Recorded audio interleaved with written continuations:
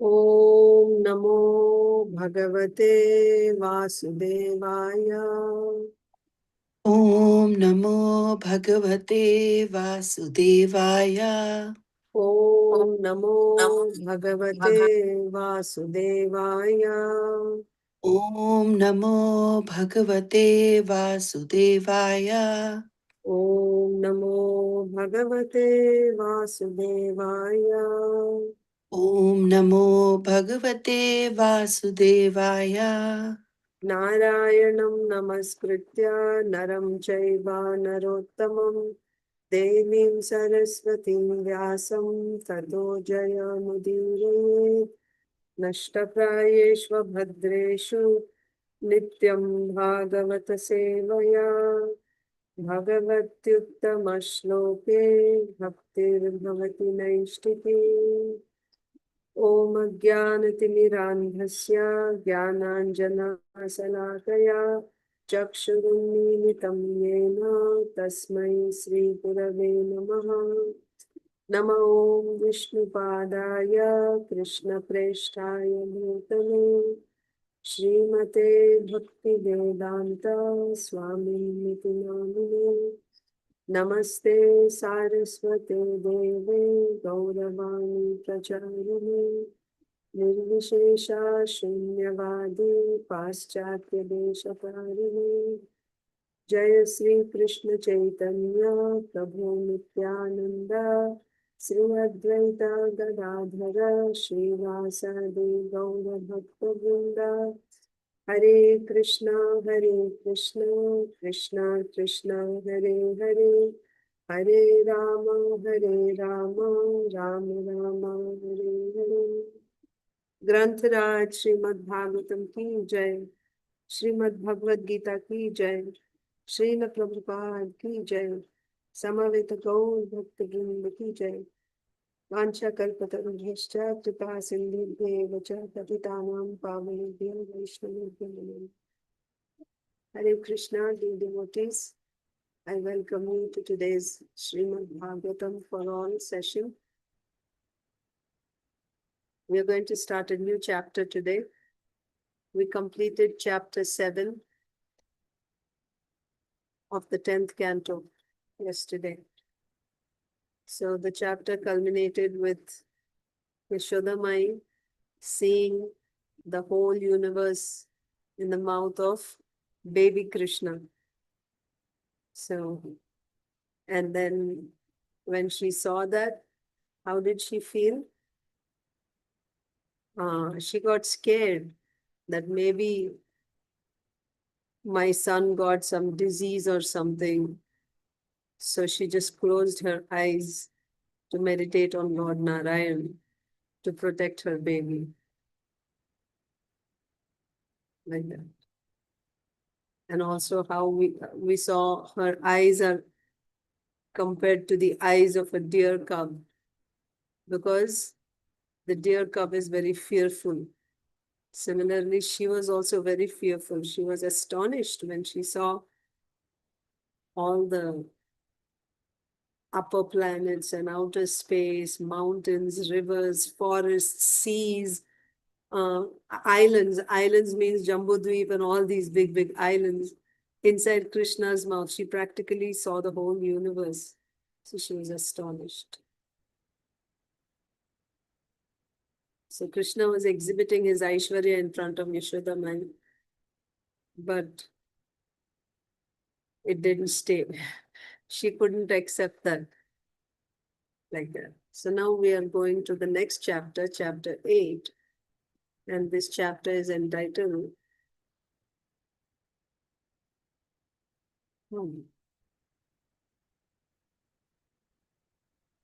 I wonder why this is called Acha.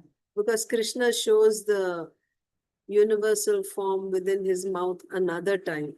So chapter 8 is entitled Lord Krishna shows the universal form within his mouth.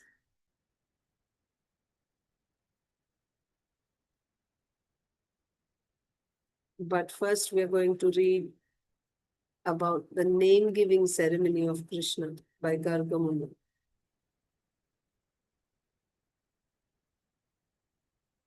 So this chapter is entitled Lord Krishna shows the universal form within his mouth.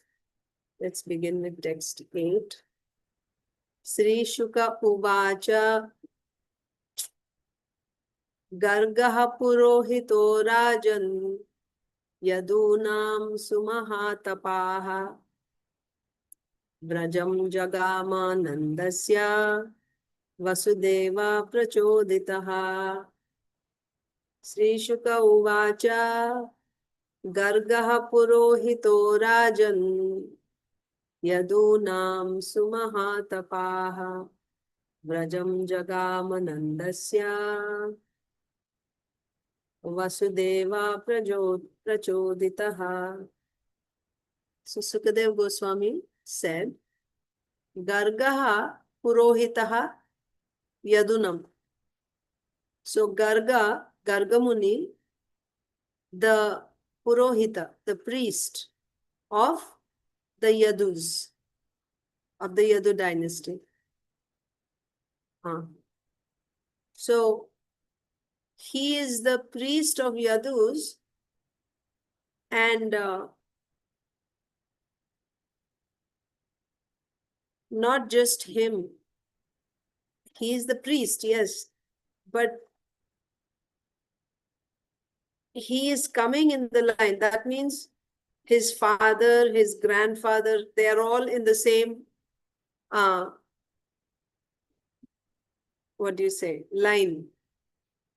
They're all priests of the Yadus. Gargaḥ purohito rājan yadūnāṁ sumahā-tapāḥ. But what is the special quality of Garga Muni? Sumahā-tapāḥ. So tapa means austerities. Mahā-tapāḥ. And not just mahā-tapāḥ, sumahā-tapāḥ. So he is the greatest, the performer of the greatest tapasya. Who can do the greatest tapasya, the highest type of tapasya? Only a devotee can do that. So that's why here when it is said, sumahā-tapāḥ, that means he's highly elevated in tapasya, indicates he's actually a great devotee. And also his quality is, he's so elevated, he's so advanced.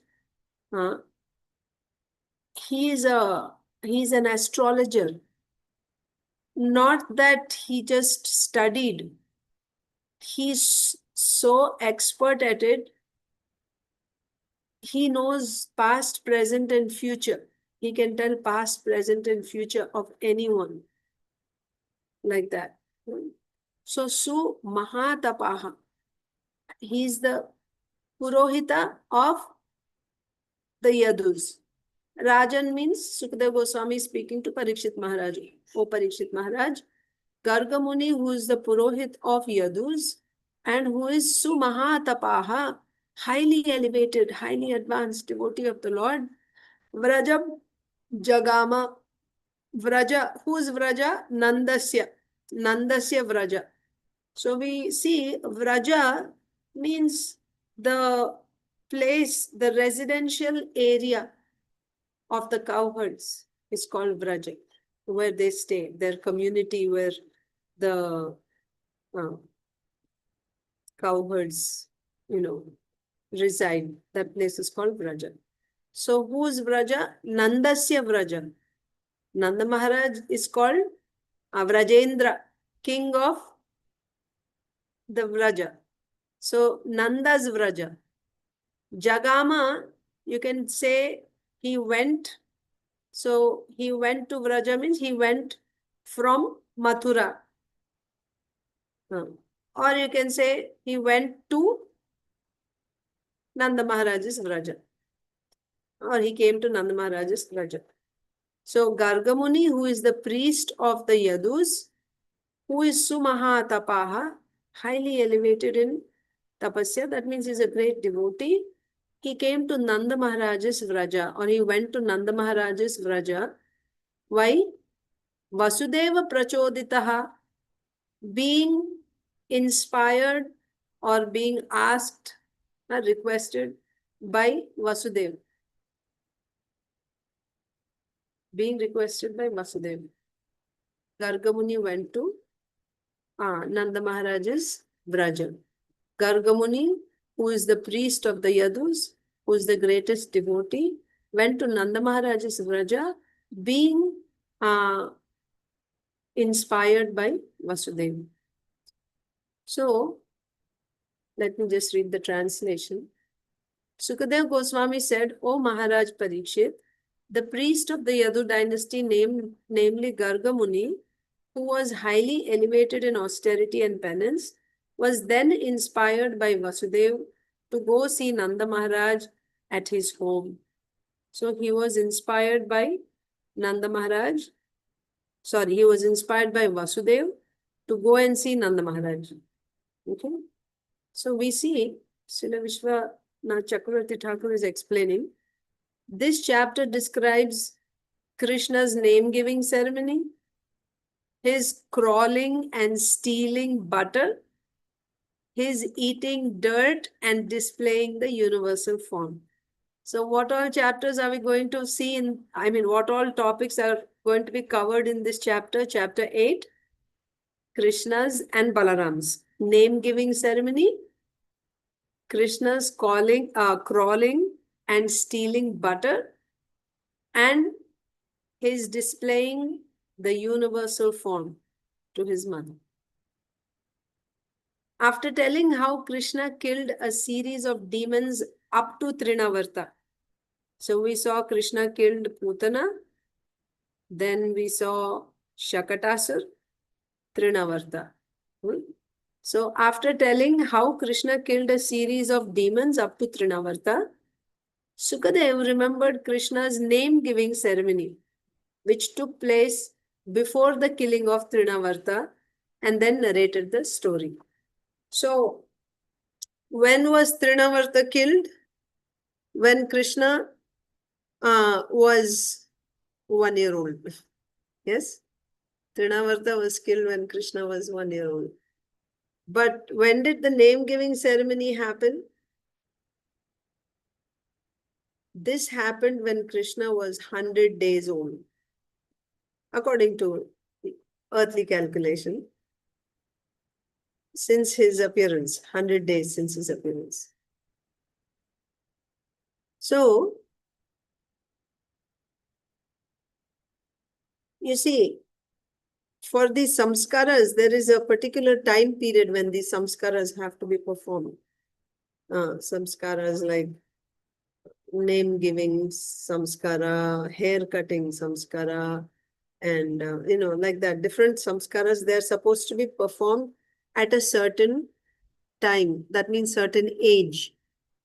And this varies between the different varnas. For Brahmanas, for Kshatriyas, for Vaishyas, and for Shudras, there is a time period given for each. So, for Kshatriyas, the latest that the child has to be given his name is 100 days old. No later than that. Before the child is, that means the latest is when the child is 100 days old. He should have his name-giving ceremony as a Kshatriya. Usually, the time is longer for the lower castes. Usually. I don't know in this case for Vaishyas how long, and Shudras. I'm not sure about that. But about Kshatriyas, it is said the child should be named by the time he is 100 days old, the child should be named. Of course, nowadays, we have to give the name within 24 hours of the baby is born in the hospitals so that they can prepare the birth certificate, etc. But, yeah. It's not like that.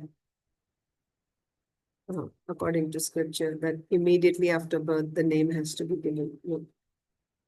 So Vasudeva is, we all remember that as soon as Krishna appeared out of fear of Kamsa, and of course the Lord had informed Vasudeva, because Vasudeva was fearful for the protection of the Lord, same with Devaki. So the Lord informed him, you can take me to Gokul and, so he left and exchanged with Nanda Mahārāja's daughter. So Yashoda Mai had actually at the same time when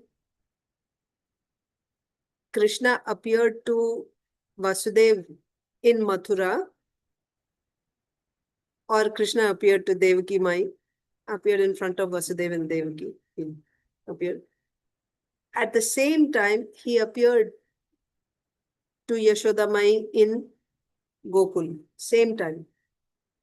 That means Krishna appeared simultaneously in both places.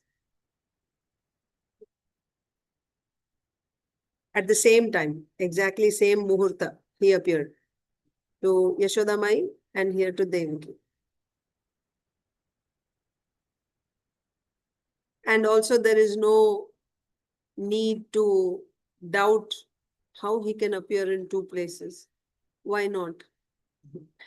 If you remember the Brahma Vimohan Leela, Krishna simultaneously appeared in thousands of forms. He became all the cowherd boys, all the calves and everything. And he himself is herding himself in the form of the calves every day for 1 year. And he's playing with himself as the other cowherd boys. So, why is it unbelievable if Krishna appeared simultaneously in two places? It's completely believable. So, Krishna appeared in two places. And Vasudeva had carried Krishna and exchanged with Yashoda Mai's daughter. So Yashoda Mai gave birth to Krishna and Mahamaya. Actually, yeah, because again, well, we discussed all this when we were reading that pastime.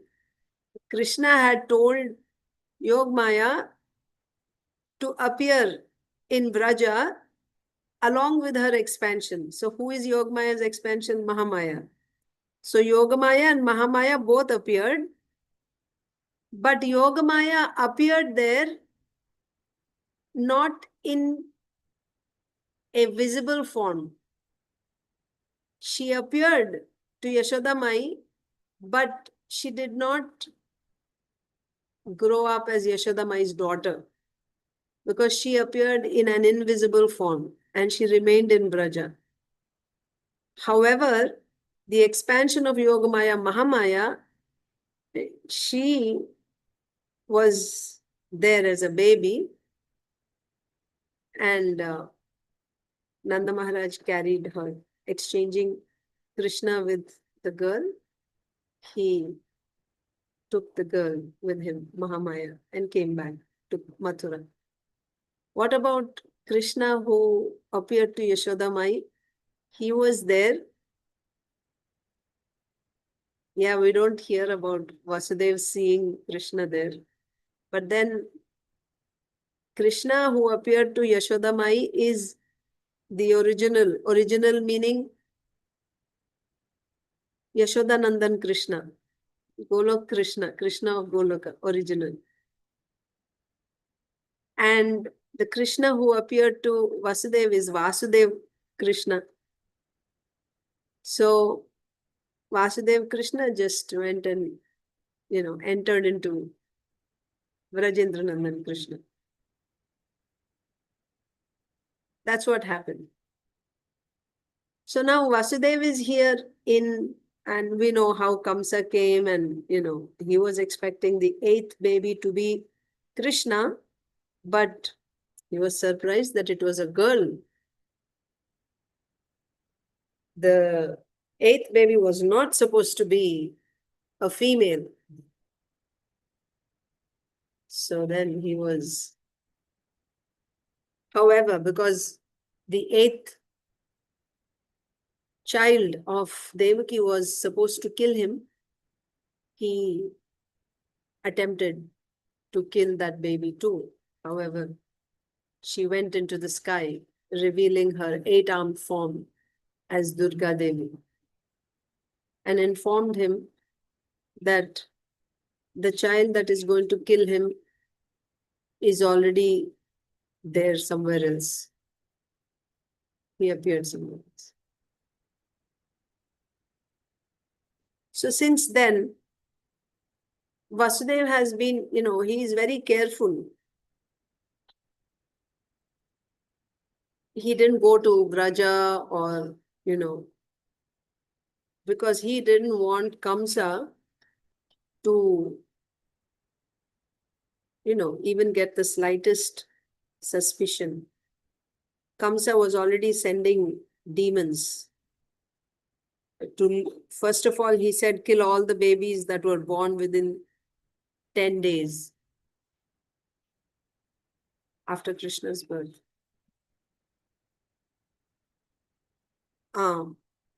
So Vasudeva had been thinking that, Krishna's Janma Samskar was done.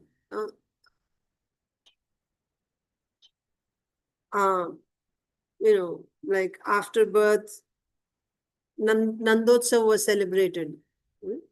So then after that, so they read the astrological chart and all that. So that was done. And of course, that was done according to, because he is known as Nanda Mahāraja's son. So the way Vaishyas do it, that's how it was done. But Vasudeva wanted Krishna's name-giving ceremony to be done. And he had been thinking, oh, it has to be done, it has to be done. And thinking. Almost 100 days had passed. And then it was the 100th day. And he was thinking, immediately he asked Gargacharya.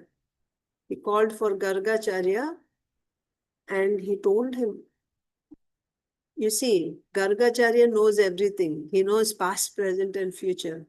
So he knows that Krishna, who is in Nanda Mahāraja's house, is the Supreme Lord. He knows that. He also knows that Vasudeva carried the Lord who appeared to him to Nanda Mahāraja's house. And Vasudeva also knows that Gargacharya is, Trikaladarshi. He can see everything. So when he called Gargacharya, he told him that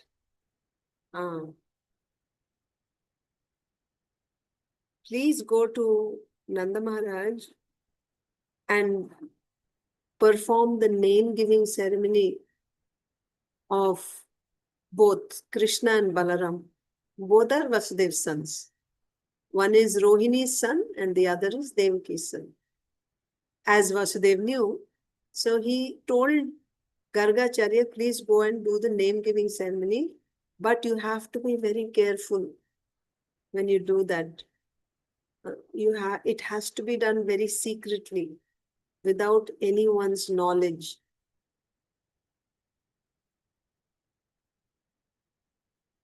And even when you go to Nanda Mahārāja,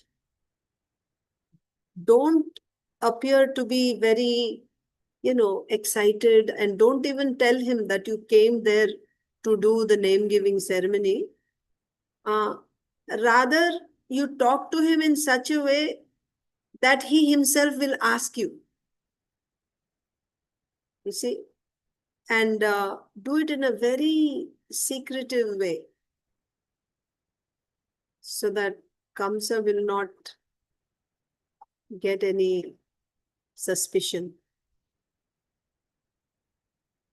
So Gargacharya is the priest of the Yadus.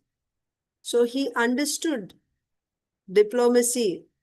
He was expert at that. So he went to Nanda Mahārāja.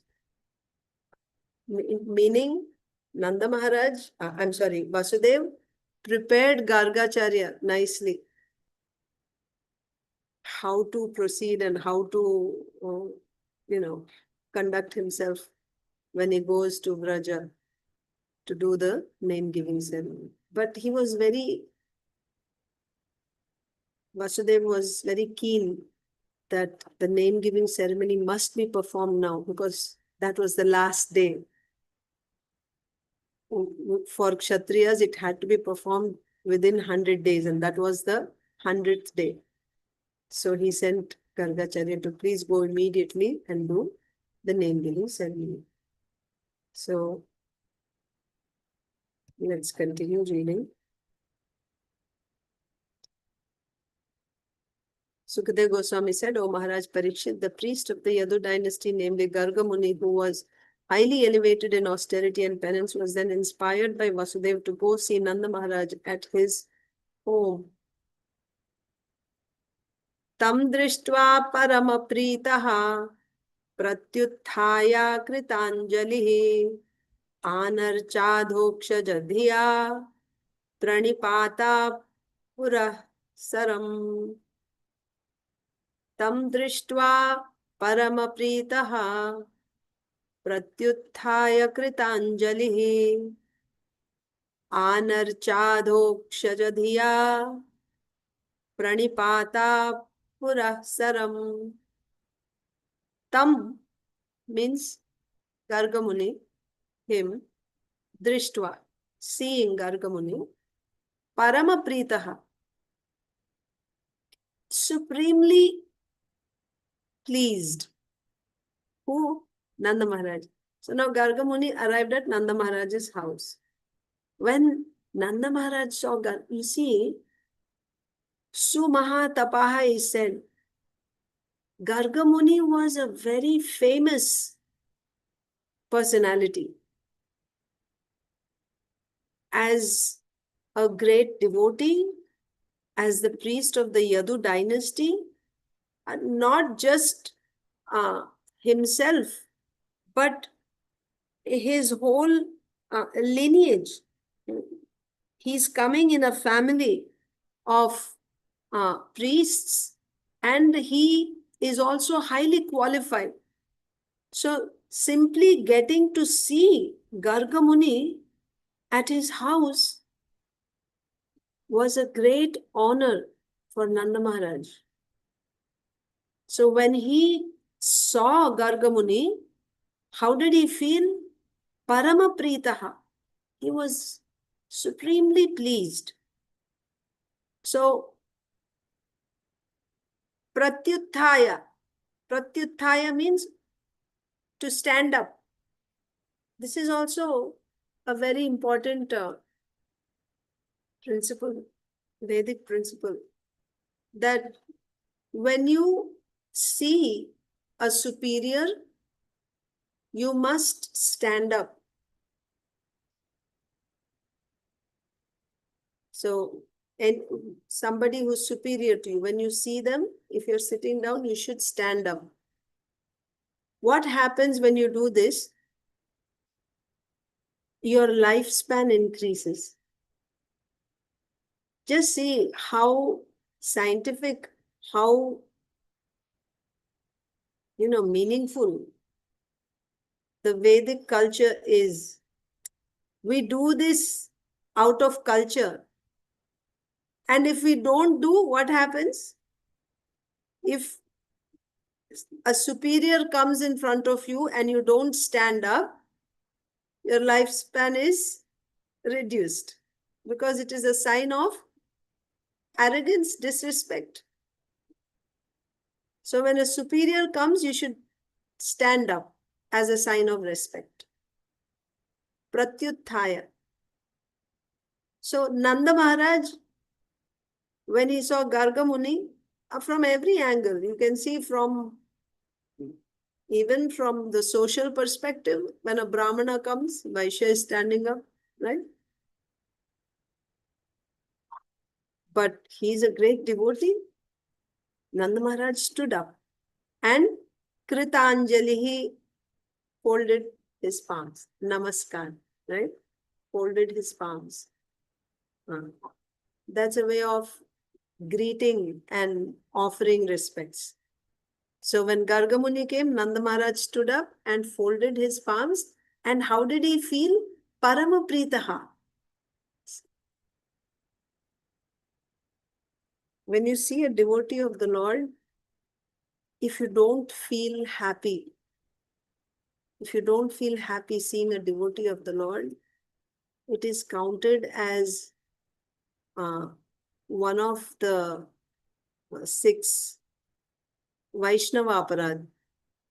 You know that Vaishnava aparad is one of the 10 Nam aparadas. Yes? Blaspheming a devotee who has dedicated his life for the propagation of the holy names of the Lord. That's the first offense. There are 6 types of Vaishnava aparad, not just blaspheming. Blaspheming is one kind. There are 6 types. Killing is the most deadly aparad, killing a Vaishnava. But even becoming angry with them, being envious of them, not greeting them when you see them, not being pleased when you see them if you're not happy. And then there's one more. I don't know why I always keep forgetting. Dvesha, that is being envious, right? Hating.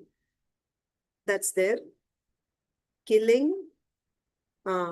Actually, let me just tell you 1 second. I will look up. I should have it.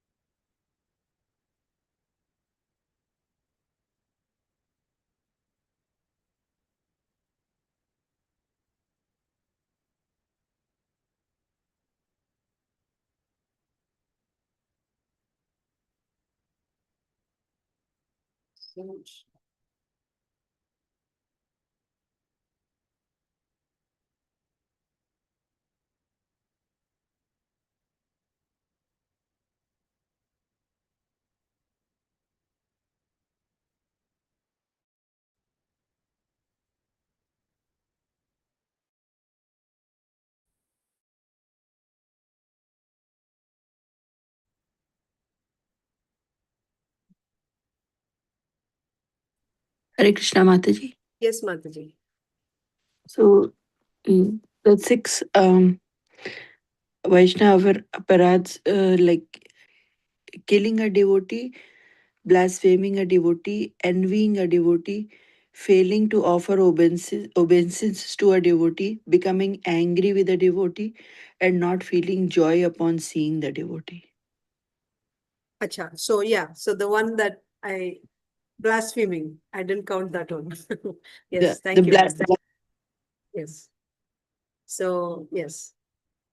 So killing, envying, blaspheming, becoming angry, not greeting or offering obeisances, not feeling joy when you see. So not feeling joy when you see a devotee is also an offense. That's the point.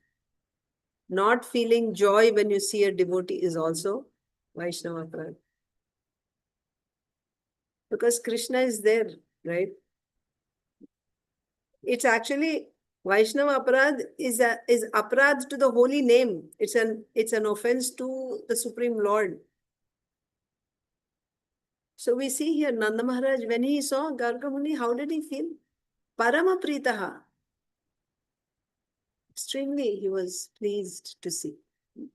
And then also, because he's a superior, pratyutthāya, he stood up, kṛtāñjaliḥ, folded his hands. Then ānarcādhokṣaja-dhiyā. archa, right? He worshipped. So that means after he stood up, he offered pranams. He must have offered him a seat. Worship, no, not like that. ānarcādhokṣaja-dhiyā. That means he worshipped him. That means the type of honor that Nanda Maharaj gave to Garga Muni was the respect and honor that he would give to the Supreme Lord. He worshipped Garga Muni the way he would respect the Supreme Lord. And it is said adhokṣaja, the way he would adhokṣaja-dhiyā. Adhokṣaja means what? Aksha. Aksha means senses, eyes, nose, ears. Akshaja means one who can be perceived by your senses, including your mind and intelligence, everything.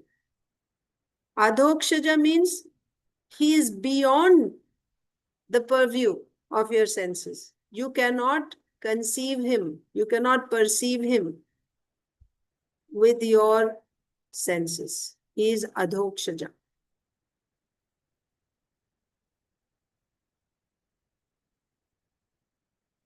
And Garga Muni offered respect to, Nanda Maharaj offered respect to Garga Muni the way he would offer respect to the Supreme Lord. So who is adhokṣaja here? Adhokṣaja is the Supreme Personality of Godhead, who cannot be perceived, who cannot be perceived with our senses. How do we offer obeisances to the Supreme Lord? Utmost respect, utmost honor is given to the Supreme Lord. So that's the respect that Nanda Maharaj offered to Garga Muni. He worshipped him like that. Praṇipāta-puraḥsaram. Praṇipāta-puraḥsaram. Pranipat means he offered obeisances. Puraḥsaram, dandavat obeisances. He fell down on the ground in front of Garga Muni and offered obeisances. This is how he worshipped Garga Muni, by saying him. When Nanda Maharaj saw Garga Muni present at his home, Nanda was so pleased that he stood up to receive him with folded hands. Although seeing Garga Muni with his eyes, Nanda Maharaj could appreciate that Garga Muni was adhokṣaja. That is, he was not an ordinary person seen by material senses. Yeah. He is far more than what you're seeing with your material senses. Like that. So he worshipped him. You see, it was. So there is no commentary. Let's read the next verse also.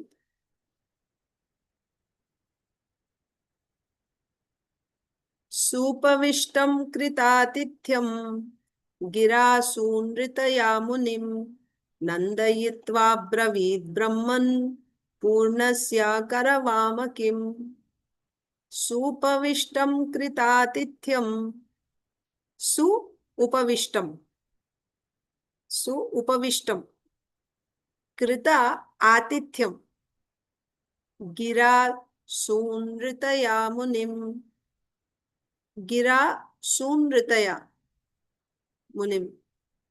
Nandayitva bravid brahman. Abravid. Brahman. Purnasya karavāmakim. So, Nanda Maharaj worshipped Garga Muni first, we saw. So it's also understood he must have, when a superior person comes, you wash their lotus feet, right? Then offer them a seat to sit down.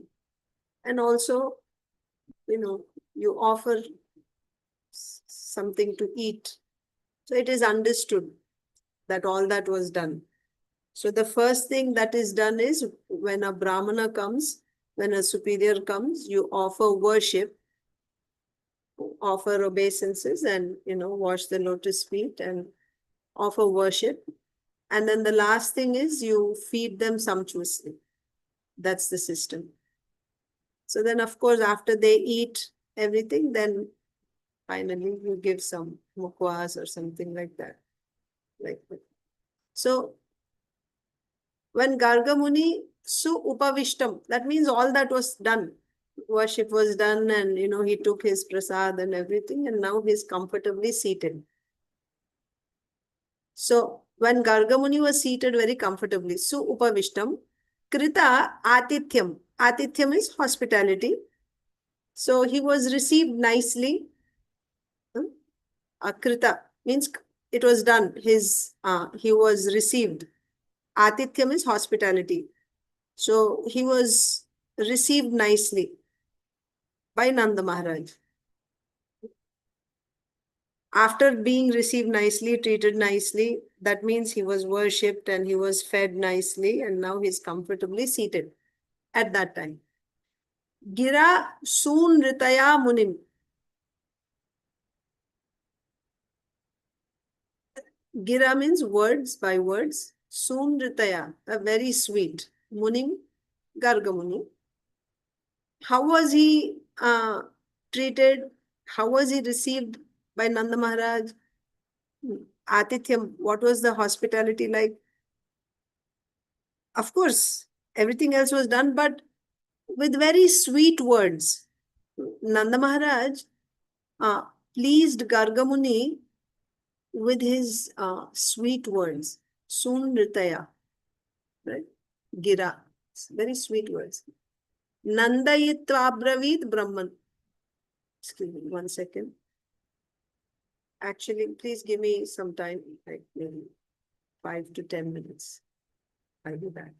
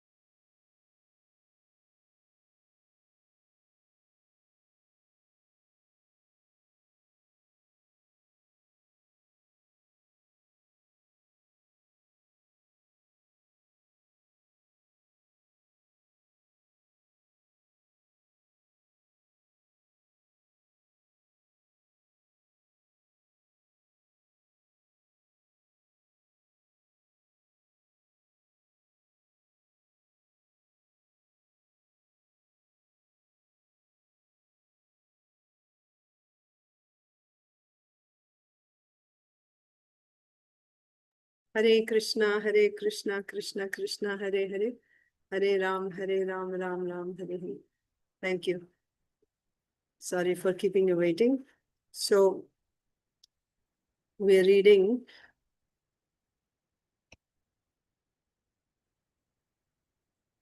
the third verse of the 8th chapter. Supavishtam kritatithyam gira sunritaya munim nandayitvabravid brahman purnasya karavamakim. So I'll just read the translation and then explain. When Garga Muni had been properly received as a guest and was very comfortably seated, Nanda Mahārāja submitted with gentle and submissive words. Dear sir, because you are a devotee, you are full in everything, yet my duty is to serve you. Kindly order me, what can I do for you?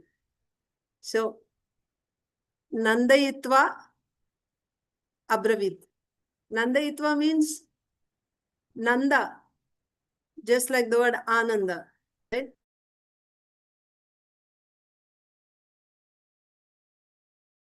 Garga Muni was very pleased by the reception given by Nanda Mahārāja, by the treatment of Nanda Mahārāja. Who is Nanda Mahārāja? His very name suggests that he's always, in Ananda all the time. And he is serving Garga Muni, so Garga Muni is obviously in great Ananda, being served by Nanda Mahārāja. So pleasing Nanda Mahārāja, pleasing Garga Muni, now he's speaking. Nanda Mahārāja is speaking to Garga Muni. Abravit. He said, Brahman Purnasya. Right? So he's saying, my Lord, you are full in everything. Right? That means it's not that you are in need of something, that's why you have come to my house. Purnasya.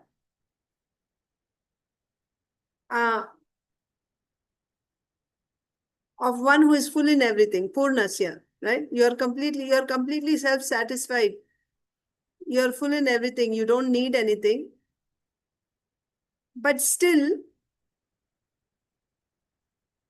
order me what I can do for you. Because Garga Muni has come to Nanda Mahārāja's house. So Nanda Mahārāja is asking, how may I serve you?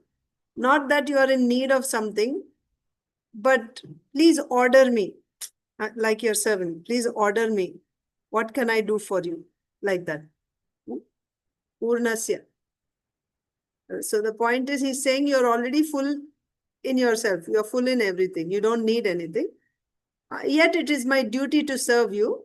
So kindly order me what I can do for you. Like that.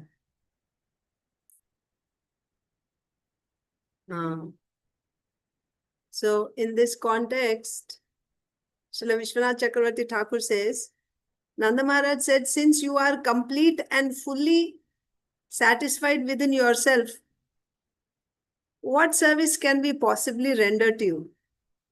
You are not in need anything. You're in need of anything. You're completely satisfied. So what service can we possibly render to you? We can do nothing.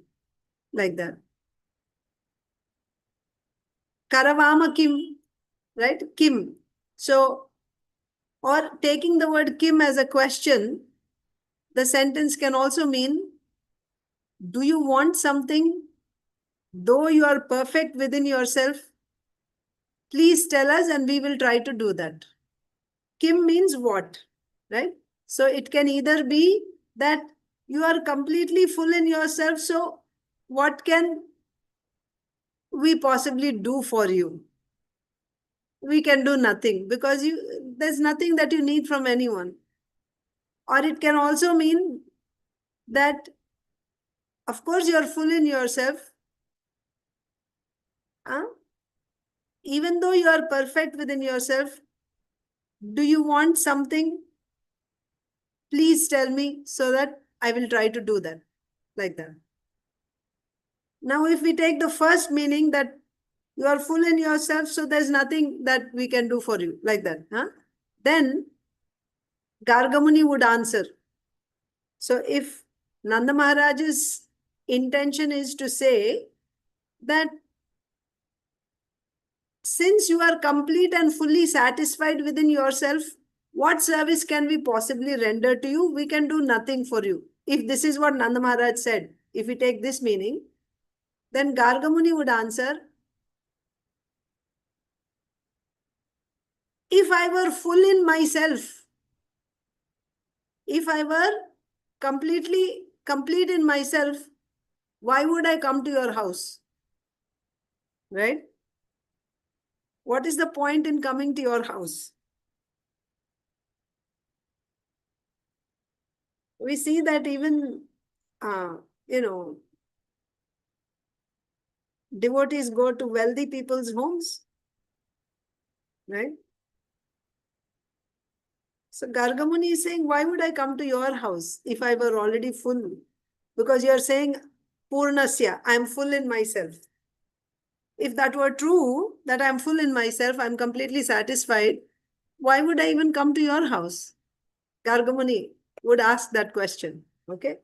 His reply would be that since I'm perfect, if I'm perfect, then coming to your house would be pointless. Like that. But if we took the second meaning, what is the second meaning? Though you are perfect, do you want me to do something? Please tell me. And I will try to do that. If we took this meaning of this verse, that even though you are perfect, do you want me to do something? Then in that case, if we took the second meaning, then Garga Muni's reply would be,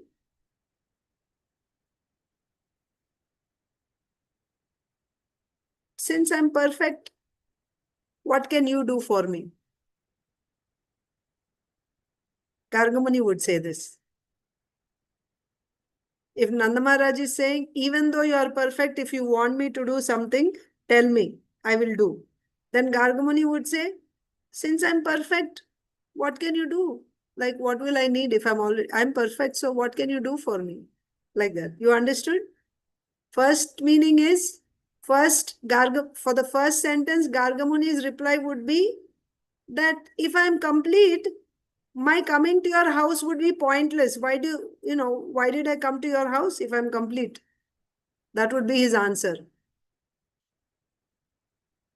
If Nanda Mahārāja had said that, my Lord, you are completely satisfied within yourself, what can anyone do for you?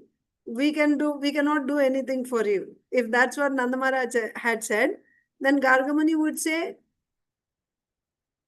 if I were complete in myself, why would I come to your house?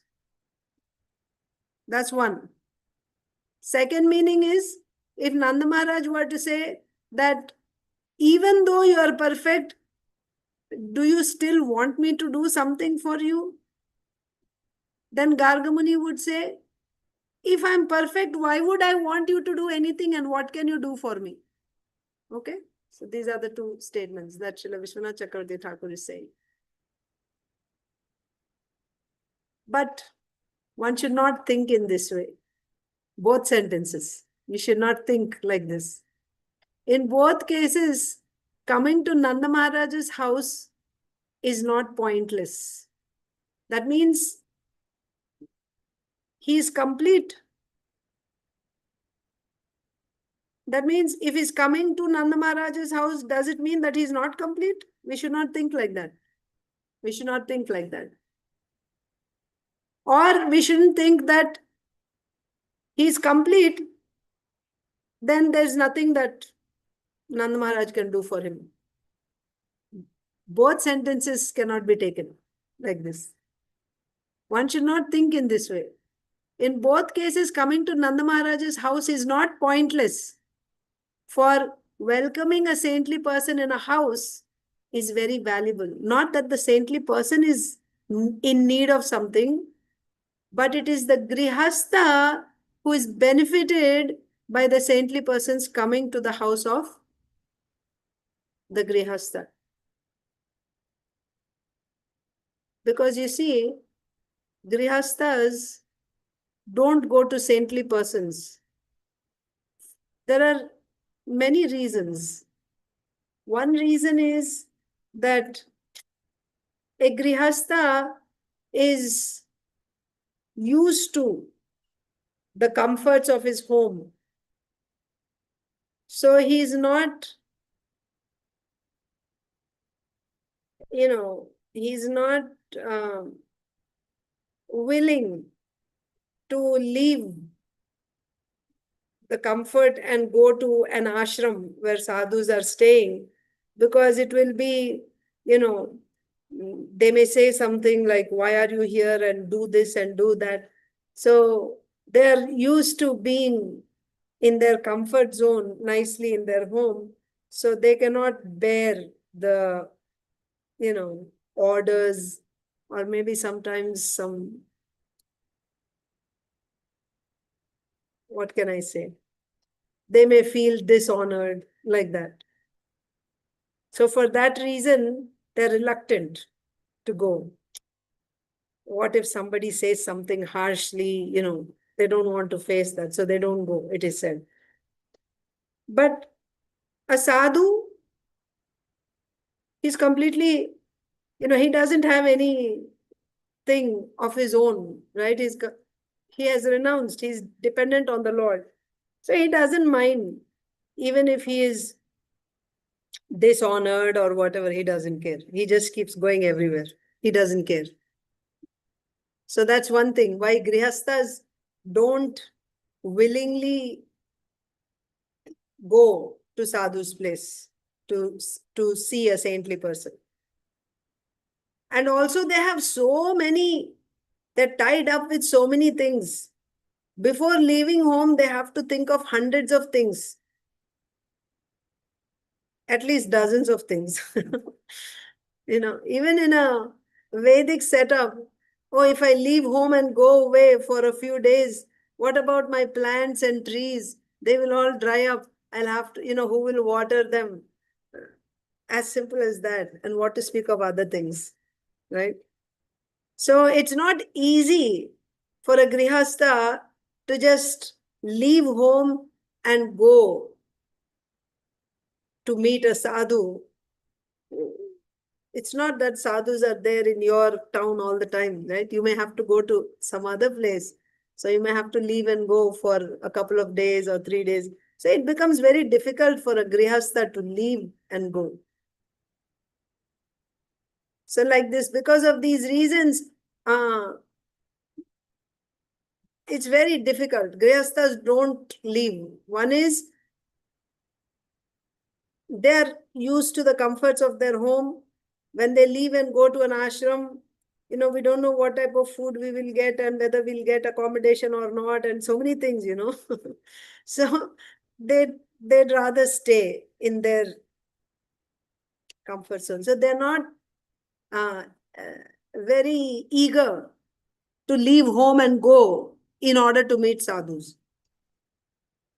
But then, and also naturally, being caught up in their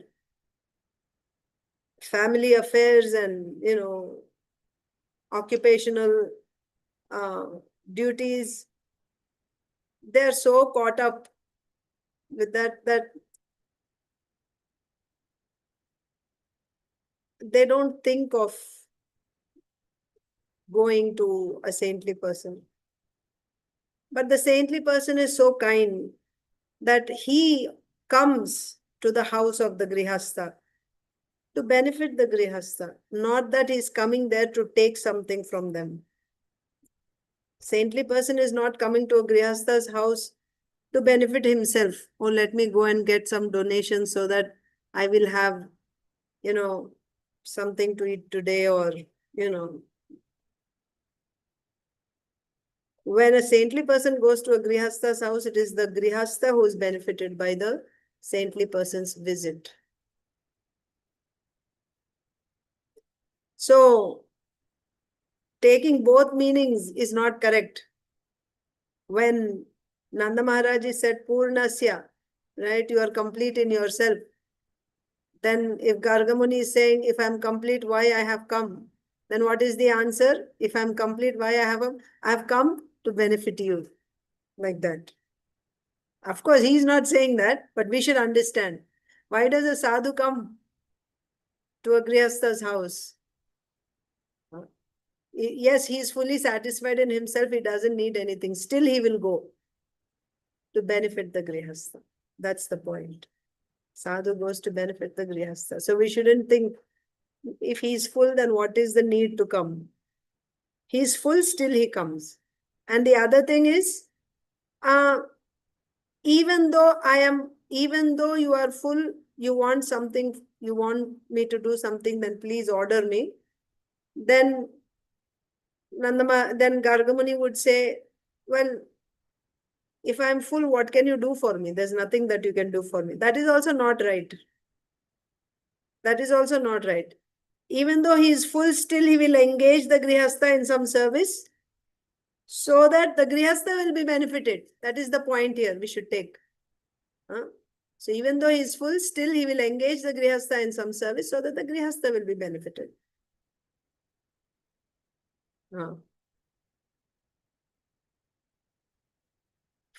Welcoming a saintly person in a house is very valuable. One can see in the scriptures how Sanat Kumar came to Prithu's house. Remember?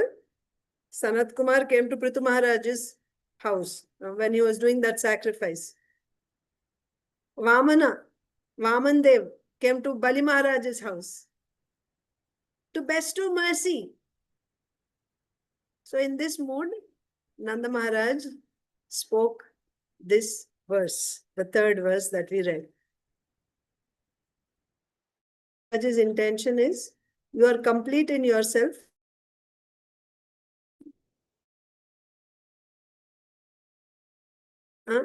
That you have come to my house. Please engage me in some service, like that. So I think we will stop here and read Bhagavad Gita. We'll continue text 4 tomorrow. Yesterday, we read text 22, and I want to share some more points because there were some questions that were asked yesterday. We discussed, but I just want to show you a quote that will make it clearer to you. So, Purusha prakritisto hi bhungte prakriti jan gunan karanam guna sangosya sadasadyoni janmasu. The living entity in material nature thus follows the ways of life, enjoying the three modes of nature. This is due to his association with the material nature. Thus, he meets with good and evil among various species. So, what we read in this verse was Purushaha. Purusha means the conditioned soul, the soul covered by avidya, then subtle and gross bodies. Subtle body includes ahankara, chitta, buddhi, mind, senses. Subtle body. And then the gross body. So Purusha means the living entity covered by avidya and all these coverings. That's Purusha. Purushaha prakritistohi. Where is this Purusha situated? In Prakriti. His body is made of Prakriti, and that body is also in this material universe which is made of Prakriti. Bhungte Prakriti Jan Gunan. And he is enjoying. What is he enjoying? He is enjoying the objects which are also made of Prakriti. So, Gunan, these three modes. So, what are the objects made of? Objects are made of the 23 elements. What are the 23 elements made of? Gunas only, the three modes. Now, Karanam guna sangosya sadasat yoni janmasu. So this living entity is enjoying the objects, and because of Karanam, the cause is his association with the modes. Because of his association with the modes, he repeatedly takes birth from sometimes in a higher body, sometimes in a lower body. So, when he is in a particular body,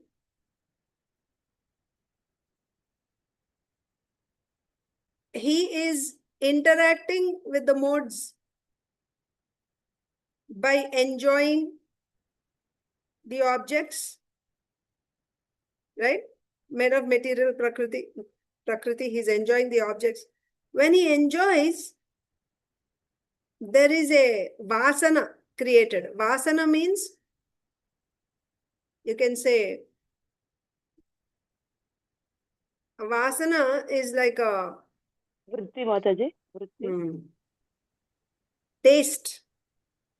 So you enjoyed it. Let's say you enjoyed rasgulla. Very nice.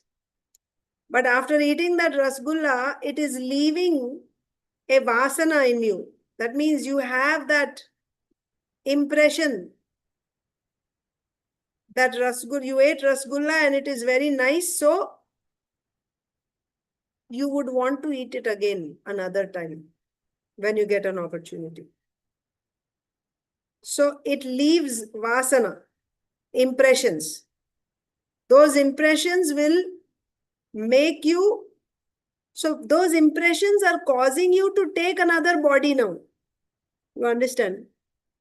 That means your karma is making you accept another body, and the body, with the help of the body, you are doing more karma. And that karma is giving you another body, and with that body, you do karma.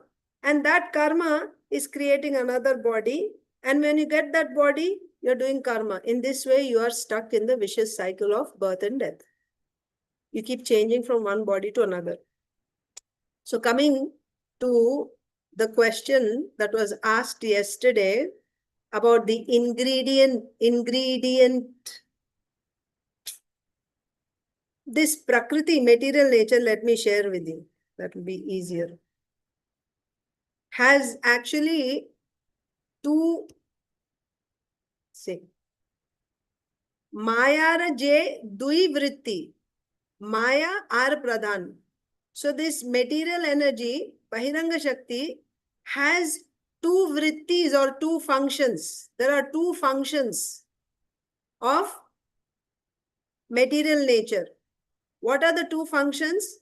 One is Maya and the other is Pradhana. So this Pradhana is also called, so Maya are Pradhan. So what are the two vrittis? One is Maya, the other is Pradhan. Maya nimitta hetu, Vishvera upadan pradhan.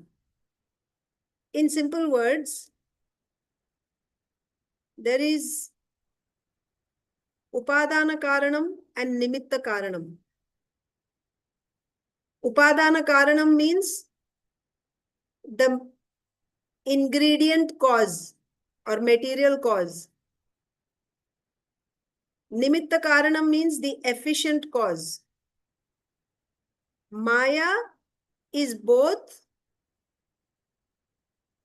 the ingredient cause and the efficient cause. Please pay attention. Maybe I should draw. That will be better. 1 second. I know we are running out of time, but I'll just explain this and we can.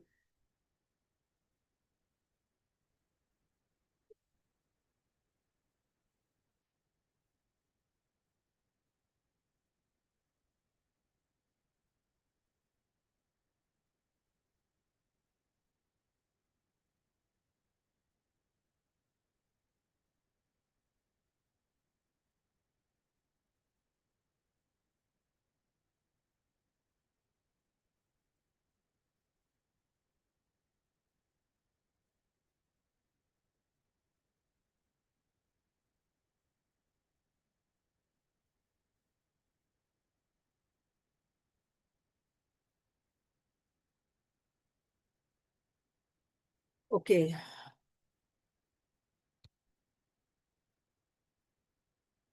So what I'm telling you is, this is 1322.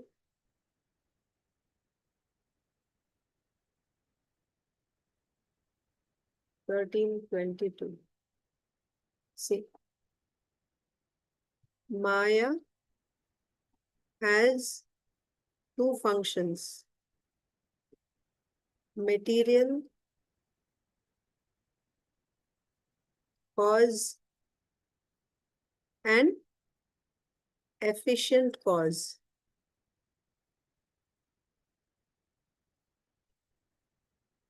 Material cause is also called upadana karanam.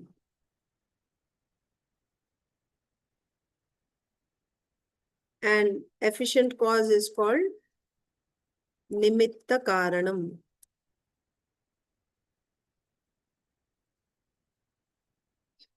So you see, we all know that the Lord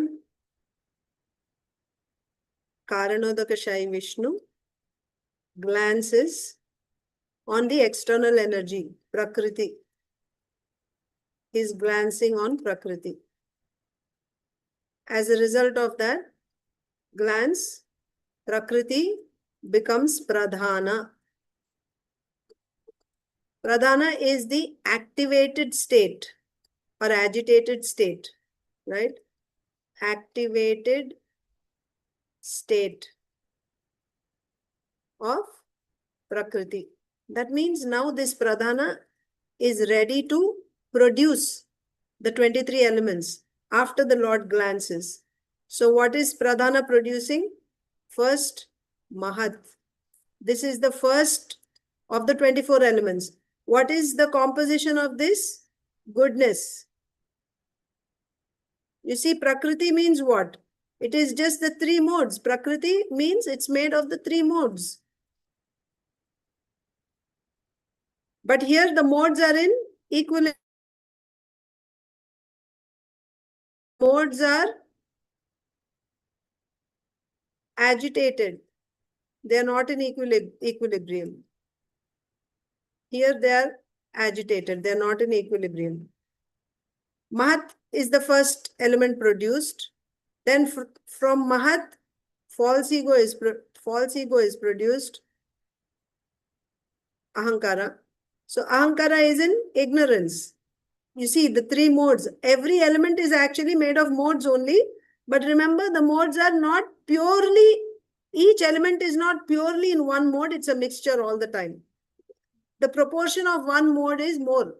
So in Mahat, goodness is more. Therefore, it is said to be in the mode of goodness. Like that. Ahankara means the proportion of ignorance is more. Therefore, it is said to be in ignorance. Okay. So like this, we see, I'm not writing all the details, but mind, intelligence, senses, senses, what else? Then you have gross elements, then sense objects. All these are produced one after another. What are these? These are the ingredients. These are the ingredients. So what did we say? Maya has two functions. One function is material. It produces the materials, the material cause. It is supplying the materials for this creation. So each one of us has intelligence, mind, senses. Yes, gross elements. Our body is made of gross elements. Who is supplying all these ingredients? Maya is supplying. Which portion of Maya? The material aspect. The Maya as Upadana Karanam is supplying, or she supplies the ingredients for creation. Okay?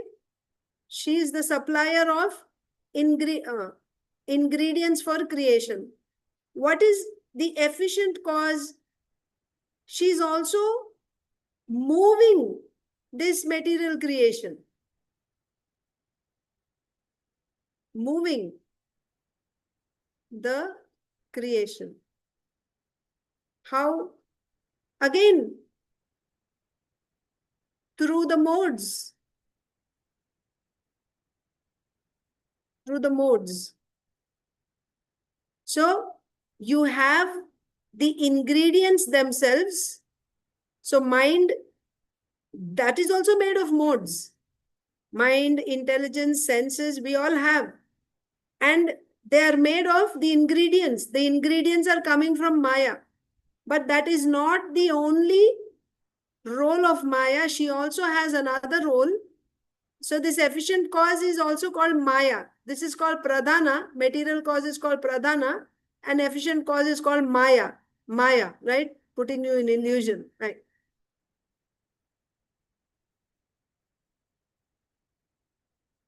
So because of the influence of the modes, you are identifying yourself as this body. You understand? Because of this efficient cause, because of the efficient cause, that means Maya's role as the efficient cause, now you are put into illusion. Your intelligence is, under the influence of goodness, under the influence of passion, under the influence of ignorance. What decides that your intelligence, your particular intelligence is in goodness? My intelligence is in passion. Intelligence ingredient, see, material cause, the ingredient is same. But then the efficient cause, the influence of the modes is different on you and on me. On what basis? On the basis of my karma. That is what we call association with the modes. Whatever modes we associated with, that's the karma I'm carrying, and that is leaving impression on me. That's the karma that is installed on my chitta, the impressions that I'm carrying from my past karma. So based on those impressions, now I get the current body. So current body will have subtle mind, intelligence, ego, and also senses. And ingredients are the same, but the influence, the efficient cause is different for each person depending on his karma. So finally, I'll just give you an example for this efficient and material cause which will make it understandable even better. So let us say clay, right? Clay is the material cause for pot. So you have a pot and there is clay. Clay is supplying the ingredients for the pot. What is the material cause for pot? Clay. But if you simply had clay, will the pot manifest? No. This clay has to be, made into this shape. So for that, there's a potter's wheel. Yes, potter's wheel.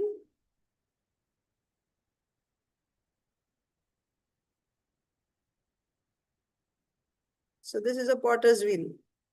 So the potter will put his clay here, and also he uses a stick, right? He uses a stick and potter's wheel.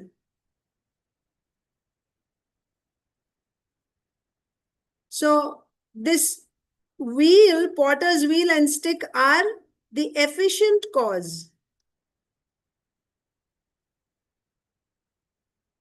Clay is the material cause. Potter's wheel and the stick are the efficient cause.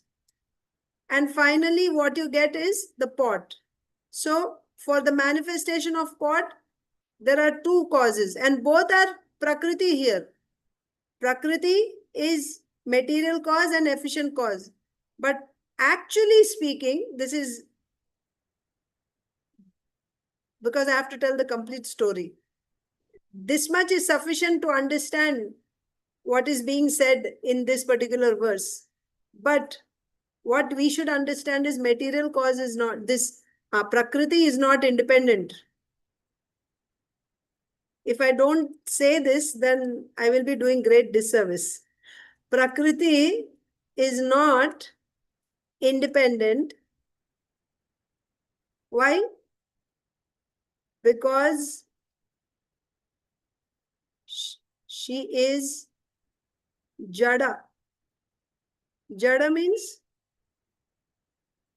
not conscious. Can anything which is not conscious act? When you say efficient cause, will the wheel turn on its own? Will the stick turn the wheel on its own? No. You need a potter. Yes? So, here you need a potter. A potter is needed. This potter is actually the efficient cause. He is the one who's moving the stick and the wheel and who's putting the clay on the wheel and shaping it into a pot. So, material, with this example, we can say, yes, clay is the material cause, but potter is the efficient cause. This is a material example. But in reality, if you see, what is the material and efficient cause for this creation? Material and efficient cause for creation. Of course, there's no doubt. You will say efficient cause is the Lord, right? So you can say efficient cause is Ānarcādhokṣaja Vishnu, because he glances on Prakriti, and then by that glance, he is infusing the Prakriti with his Kala Shakti and the living entities. Because of that, now Prakriti is able to act. She's producing. And, and again at another stage, after the elements are produced, once again, the Lord sends his Shakti, Vibrit Shakti, by which these elements are coming together and forming universes. So it appears like Prakriti is doing everything. She's forming all the universes and, it's just manifesting on its own. She's not doing on her own. The Lord Shakti enters her, and because of that Shakti, she's able to do. So here the example is like fire and red hot iron. Iron is not fire. Iron is iron. It's solid and it is cold. It doesn't burn anything. But when you put iron in fire, that means you send the energy of fire into iron. What happens? Now iron begins to act like fire. Iron does not have the quality of fire in it, but it's the borrowed energy. Iron, now when it is infused with fire, right? When you put iron in fire, now that iron is acting like fire. Similarly, this fire, you can say Kala Shakti of Ānarcādhokṣaja Vishnu. Okay? And red hot iron is Prakriti. So, when the Lord sends his Kala Shakti into Prakriti, then Prakriti is creating. Okay? So, this is about the efficient cause. Should we say that Prakriti is the material cause? Actually, no. Even the material cause is also the Supreme Lord. You know how? Because Prakriti is the Lord's external energy. It's the Lord's Shakti. Prakriti is the Lord's Shakti. She does not have any independent existence, right? She has no independent existence. Therefore, when you take the material creation, the universal creation, the Lord is only both the material and ingredient cause. It's not that the Lord is the efficient cause and Prakriti is material cause. No. The Lord is himself both efficient and material cause. How is he the efficient cause? By his glance, he is sending Kala Shakti into Prakriti. And then Prakriti is able to do things by his energy. So he is actually the remote cause or the efficient cause for creation. And material cause, of course, the materials are coming from Prakriti, but Prakriti is also the Lord's Shakti. Prakriti cannot exist independently. In that sense, he is also the material cause. He is both the material and efficient cause. In the potter's example, potter is not the material cause. Clay is not coming from the potter. It's coming from the earth. So therefore, in potter's example, we cannot say potter is both the efficient and material cause. Here, clay is the material cause, potter is the efficient cause for pot. Of course, you can say the intermediate efficient cause is the wheel, potter's wheel and stick, they are the efficient cause. So if you want to take the material and efficient cause, Prakriti as material and efficient cause, you can take the example of this. Clay is the material cause, potter's wheel is the efficient cause for the pot. So then if you want to compare it with material nature, clay will be what? The ingredients, right? Material. And then potter's wheel would be Maya, right? Instead of ingredients, I'll say pradhana here. Okay. So that might help. Okay. So this is compared to pradhana. Pradhana means the material cause. And then potter's wheel is the efficient cause or Maya. Okay. Did I make it clear? I hope I didn't confuse you more. Swati Mataji, did it make it clearer than yesterday? Yesterday you were asking questions. Did it help? Yes, Mataji. Oh my God, I don't have my... Are you able to hear all this time? You were Yes, able to hear Mataji. me? I didn't put Yes, on my Mataji. earphones. We are able to hear, Mataji. Okay, Yes. good. Thank you. So, yes. Did this example help? Yes, Mataji. Okay. So, any questions on this so far? Also, Atulya Prabhu, did this help? Yesterday you were asking.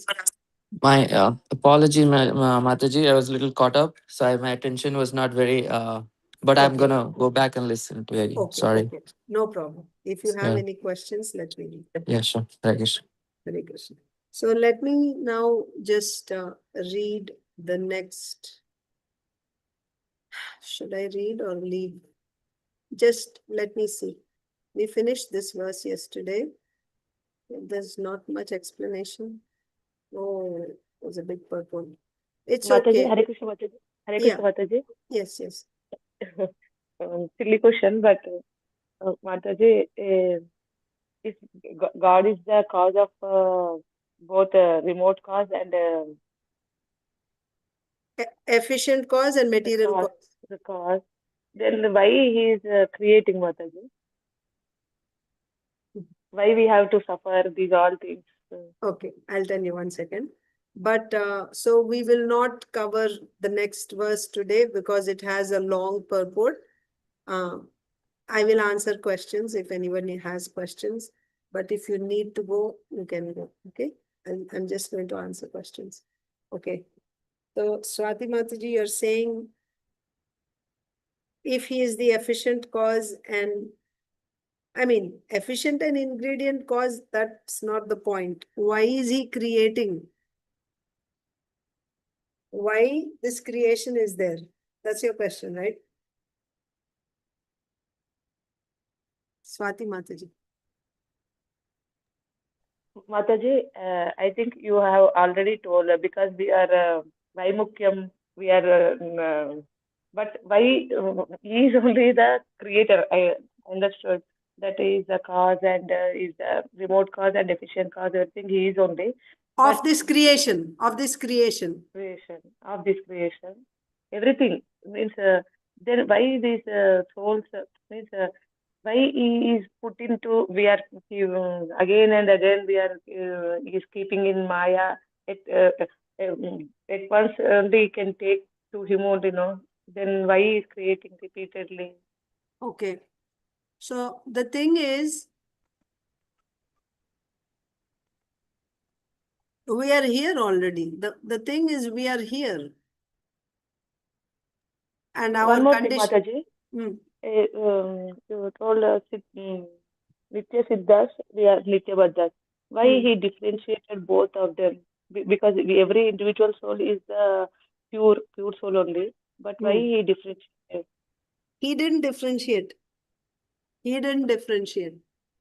It's not that he made that some are Nitya Siddhas and some are Nitya Baddhas. He didn't do that. So that is why 1320 what we read is saying Anadi. There is no beginning. When we say Anadi, there is so much meaning in that. When you say beginningless, that means the conditioned state of the living entities is beginningless. The conditioned state of the living entity, that means our conditioning is beginningless. That means if you are saying that why he did this, that he put some here and some there. What does that mean? That means originally at some time, all of them were in one place and he divided. He put some there and some here. Right? That means when he put some here means before he put them here, they were somewhere else. Yes? Does it apply? You get that meaning or not? Yes, Mataji. Somewhere we are there. He put us here means before we came here, we were somewhere else and then he put us here. So before this, as soon as you say before this means we are breaking that anadi. That is why when anadi, adi, that means you're saying sadi. Sadi means with beginning. He put us here means we were somewhere else and from one particular point we are here. But Bhagavad Gita is saying, Krishna is saying in Bhagavad Gita, it's anadi. The conditioned state of the living entity. That means Prakriti is anadi, Purusha is anadi. Their Sambandha is also anadi. Since when the Purusha is covered by Prakriti, there's no beginning to that. So if I question why the Lord did like this, that means I'm challenging anadi. We cannot do that. Because Shastra is saying, Bhagavad Gita is saying anadi. That means that is the limit. You cannot see beyond that. It's like a boundary. Shastra is drawing a boundary by saying anadi.